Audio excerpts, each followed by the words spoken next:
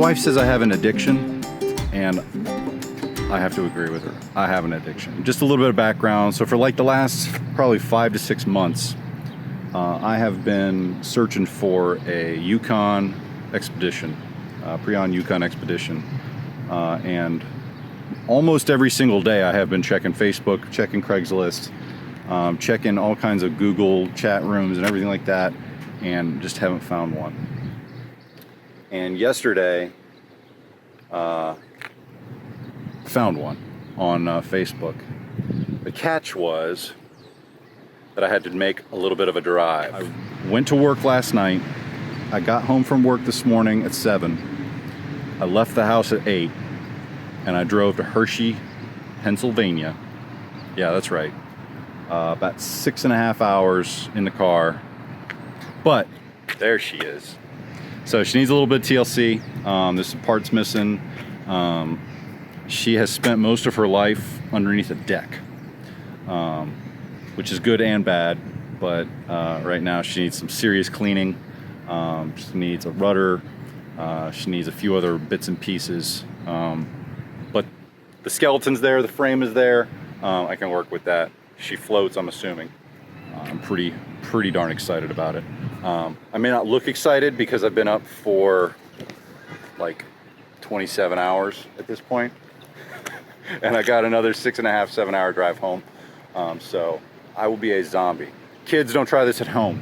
All right, it is 11:08 p.m. I left my house this morning at 8 a.m., driven 769 miles, and I have been awake for about 33 hours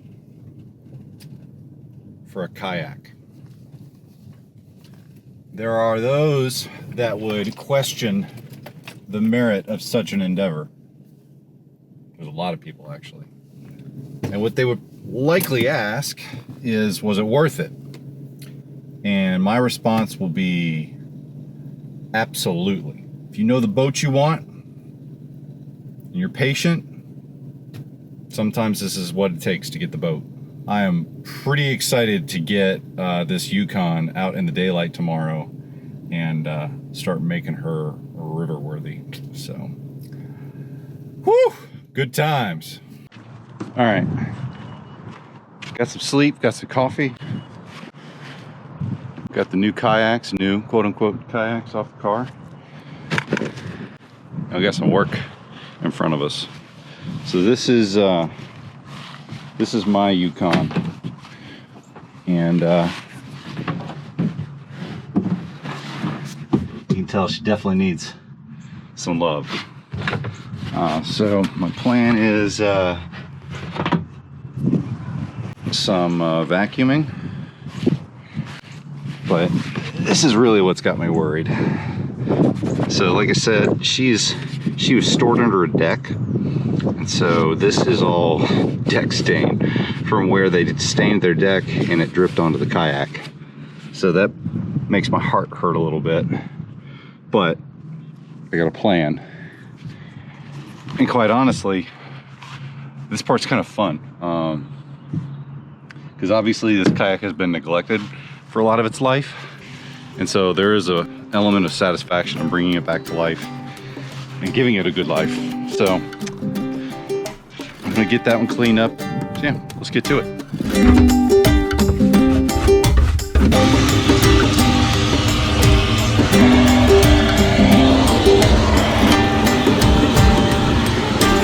It's important to always have the right tool for the job.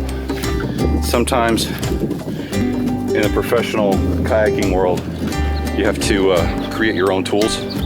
So this is the BFG 9000. This is a very intricate tool for cleaning kayaks. So the long handle of the BFG 9000 enables you to get up into the nooks and crannies of the kayak and really clean it well. So high quality gear right here.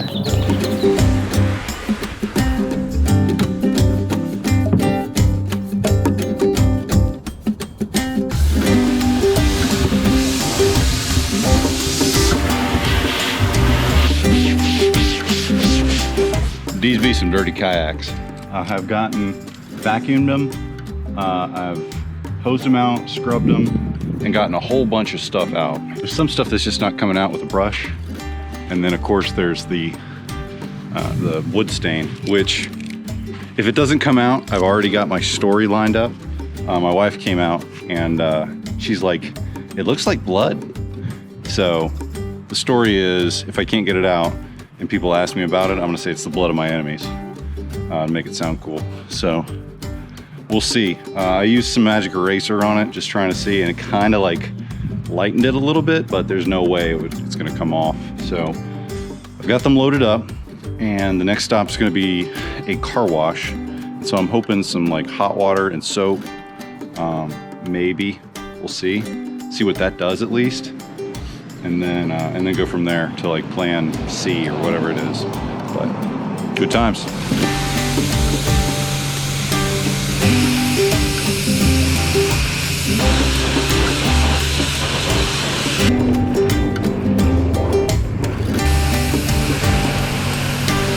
This stain is just laughing at me. It's like pressure washing did absolutely nothing. So I guess we're on to plan C, the chemical option. But the pressure washing definitely helped. I got a lot off, but not the stuff I was hoping for, so we'll see. All right, the saga continues. So I've been using denatured alcohol and magic eraser on the hull to get the stain out. And it's coming, but it's still leaving this scar, for lack of a better term. This is what's left of my magic eraser. I've gone through about 3 of them so far, and I've done basically this is the bow. So I've done this side and most of this side, and then in the stern I've done this side here where you can kind of see where it's a little lighter. I've still got all of this, and then I haven't even flipped her over to do the top, which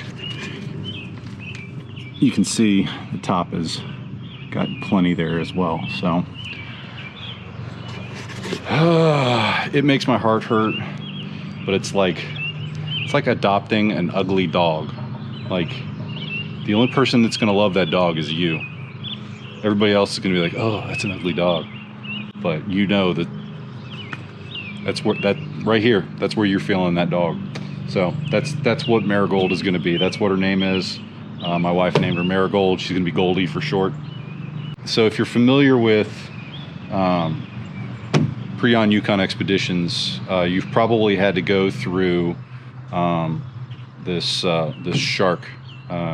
Basically, if you want a Yukon expedition, you got to go through this shark. He's got a YouTube channel. I'll put a link up in the description. You can go check him out. But so I've been talking to this Yukon shark, and he has suggested sanding and then using a heat gun to smooth out the hull. And I'm not there yet. I have not wrapped my head around using sandpaper on this hull to clean it, and then a heat gun, which could potentially, you know, melt a hole in the boat, and then it's done. Yeah, so I'm just not there yet. I haven't brought myself to intentionally sanding away plastic on my boat. So we'll see. I'm not as worried about the stuff on the bottom. It's kind of like a scar, like a badge of honor almost, like, you know, it's been rescued or whatever. The top, we'll see how much comes off the top. If I do any sanding and heat gunning, it's gonna be on the top. I'm gonna leave the bottom alone. I'm gonna keep this boat forever. As long as it floats, I'm gonna keep it. And I'm positive that I'm gonna be putting it through some abuse. So I wanna be nice to the bottom as much as I can. Yeah, got some work in front of me. The good news is I have got all of the other accessories. Once this is done, I've got all the other pieces and parts for a new seat, rigging, bungees. I got a net. The only thing that I'm still working on is a rudder. The Yukon Shark might have a lead for me. but I still don't have it in my hands, so we'll see. But the rudder's the only other piece that I don't have, so to be continued. Good times. Next time on Kayak Rescue. You're about to have the world's most uncomfortable seat. And I know you're trying hard, bro, but maybe you just need to kind of put the tools down, walk away from the foam, and let's get together and do this together.